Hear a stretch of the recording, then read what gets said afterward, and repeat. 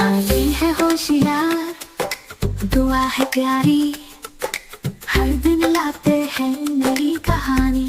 बच्चों, याद रखें, झंडा हमारी पहचान है, इसकी इज्जत करना सीखें। ये देखो, मैं अपनी साइकिल पे लगाऊंगा और मैं अपनी बुक्स पे चिपकाऊंगी। ये देखो, मैंने झंडे का हवाई जहाज बना दिया। अरे, ये गलत है।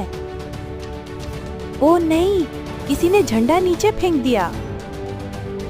ये झंडा उनकी कुर्बानी की निशानी है, जिन्होंने आजादी दिलाई।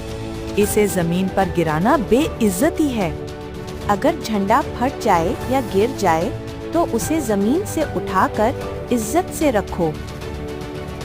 मैं सिर्फ कागज नहीं, मैं तुम्हारा फख्र हूँ।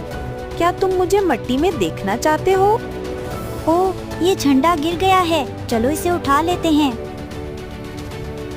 अली और दुआ ने हमें सिखाया कि झंडा सिर्फ फेस्टिवल का हिस्सा नहीं, बल्कि ये कौमी इज्जत है। जश्न हो या रोजमर्रा, झंडा हमेशा सर बुलंद रखना चाहिए।